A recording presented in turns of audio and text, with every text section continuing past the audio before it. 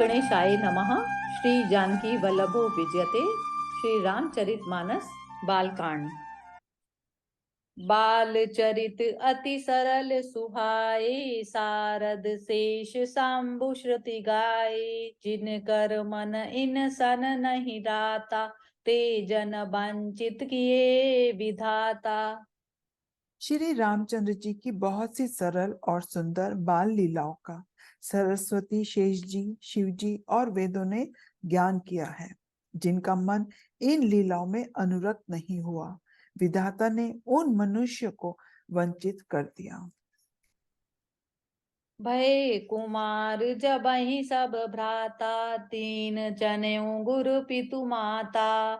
गुरु गृह गए पढ़न रघुराई, अल्प काल विद्या सब आई। ज्यों ही सब भाई कुमारवस्था के हुए, त्यों ही गुरु, पिता और माता ने उनका यज्ञोपवीत संस्कार कर दिया। श्री रघुनाथ जी गुरु के घर में विद्या पढ़ने गए और थोड़े ही समय में उनको सब विद्याएं आ गई। जाकी सहज श्वास श्रुति चारी, सो हरि पढ़िय कौतुक भारी। विद्या विनय निपुण गुणशीला, खेलई खेल सकल नृपलीला। चारों वेद जिनके स्वाभाविक श्वास हैं, वे भगवान पढ़े, यह बड़ा कौतुक है। चारों भाई विद्या, विनय, गुण और शील में बड़े निपुण हैं और सब राजाओं की लीला के ही खेल खेलते हैं। करतल बाण धनुष अति सोहा, देखत रूप चराचर मोहा। जिन बीथन बिहरे सब भाई, थकित होई सब लोग लुगाई। हाथों में बाण और धनुष बहुत ही शोभा देते हैं। रूप देखते ही चराचर मोहित हो जाते हैं। वे सब भाई जिन गलियों में खेलते हैं, उन गलियों के सभी स्त्री पुरुष उनको देखकर स्नेह से शिथिल हो जाते हैं अथवा ठिठक कर रह जाते हैं। कौशलपुर बस बासी नर नारी, वृद्ध अरु बाल प्राणऊ ते प्रिय लागत। सब कहूँ राम कृपाल, मंगल भवन अमंगल हारी। रवौ सो दशरथ अजिर बिहारी। कौशलपुर के रहने वाले स्त्री पुरुष, बूढ़े और बालक सभी को कृपालु श्री रामचंद्र जी प्राणों से भी बढ़कर प्रिय लगते हैं। बंधु सखा संग ले ही बुलाई, वन मृगया नित खेलहि जाई। पावन मृग मारई जिय जानी, दिन प्रति नृपहि देखा वही आनी। श्री रामचंद्र जी भाइयों और इष्ट मित्रों को बुलाकर साथ ले लेते हैं और नित्य वन में जाकर शिकार खेलते हैं। मन में पवित्र समझकर मृगों को मारते हैं और प्रतिदिन लाकर राजा को दिखलाते हैं। जे मृग राम बाण के मारे, ते तनु तजी सुरलोक सिधारे। अनुज सखा संग भोजन करही, मातु पिता आज्ञा अनुसरही। जो मृग श्री राम जी के बाण से मारे जाते थे, वे शरीर छोड़कर देवलोक को चले जाते थे। श्री रामचंद्र जी अपने छोटे भाइयों और सखाओं के साथ भोजन करते हैं और माता पिता की आज्ञा का पालन करते हैं। यही विधि सुखी होई पुर लोगा, करई कृपा निधि सोई संजोगा। वेद पुराण सुनई मन लाई, आपु कई अनुजन समझाई। जिस प्रकार नगर के लोग सुखी हो, कृपा निधान श्री रामचंद्र जी वही संयोग करते हैं। वे मन लगाकर वेद पुराण सुनते हैं और फिर स्वयं छोटे भाइयों को समझाकर कहते हैं। प्रात काल उठी के रघुनाथा, मातु पिता गुरु नावई माथा। आयसु मांगी करई पुर काजा, देखी चरित हर्षई मन राजा। श्री रघुनाथ जी प्रातः काल उठकर माता पिता और गुरु को मस्तक नवाते हैं और आज्ञा लेकर नगर का काम करते हैं। उनके चरित्र देख देख कर राजा मन में बड़े हर्षित होते हैं। व्यापक अकल अनीहि अज, निर्गुण नाम न रूप, भगत हेतु नाना विधि, करत चरित्र अनूप, मंगल भवन अमंगल हारी, द्रवौ सो दशरथ अजिर बिहारी। जो व्यापक, अकल, इच्छा रहित, अजन्मा और निर्गुण है तथा जिनका न नाम है न रूप, वही भगवान भक्तों के लिए नाना प्रकार के अनुपम चरित्र करते हैं।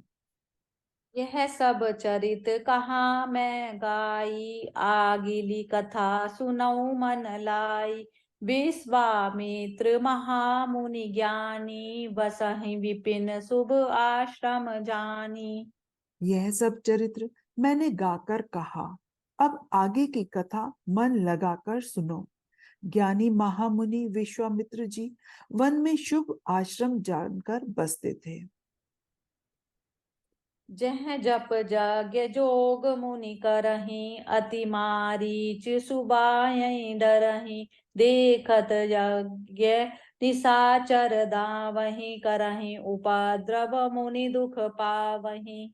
जहां वे मुनि जप यज्ञ और योग करते थे, परंतु मारीच और सुबाहु से बहुत डरते थे। यज्ञ देखते ही राक्षस दौड़ पड़ते थे और उपद्रव मचाते थे, जिससे मुनि बहुत दुख पाते थे।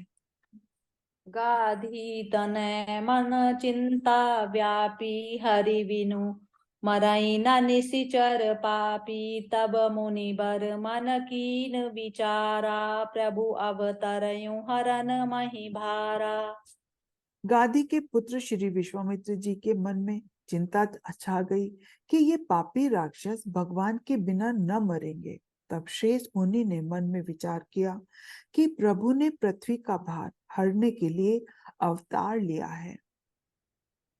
एहु मिस देखऊं पद जाई, करी बिनती आनौ दो भाई, ज्ञान विराग सकल गुण अयना, सो प्रभु मैं देखब भरी नयना। इसी बहाने जाकर मैं उनके दर्शनों का दर्शन करूं और विनती करके दोनों भाइयों को ले आऊं, जो ज्ञान, वैराग्य और सब गुणों के धाम है। उन प्रभु को मैं नेत्र भर कर देखूंगा। बहुविधि करत मनोरथ, जात लागी नहीं बार, करी मज्जन सर अजल, गए भूप दरबार, मंगल भवन अमंगल हारी, द्रवौ सो दशरथ अजिर बिहारी। राजा ने जब बहुत प्रकार से मनोरथ करते हुए जाने में देर नहीं लगी, सरयू जी के जल में स्नान करके वे राजा के दरवाजे पर पहुंचे। मुनि आगमन सुना जब राजा, मिलन गयों लै विप्र समाजा, करि दंडवत मुनहि सन्मानी, निज आसन बैठे रनि आनी। राजा ने जब मुनि का आना सुना, तब वे ब्राह्मणों के समाज को साथ लेकर मिलने गए और दंडवत करके मुनि का सम्मान करते हुए उन्हें लाकर अपने आसन पर बैठाया। चरण पखारी कीन अति पूजा, मौसम आजु धान्य नहीं दूजा, विविध भांति भोजन करवावा, मुनि बर हृदय हर्ष अति पावा। चरणों को धोकर बहुत पूजा की और कहा, मेरे समान धन्य आज कोई दूसरा नहीं है। फिर अनेक प्रकार के भोजन करवाए, जिससे श्रेष्ठ मुनि ने अपने हृदय में बहुत ही हर्ष प्राप्त किया। पुनि चरणन मेले सुतचारी, राम देखी मुनि देह विसारी, भय मगन देखत मुख शोभा, जनु चकोर पूरन शशि लोभा।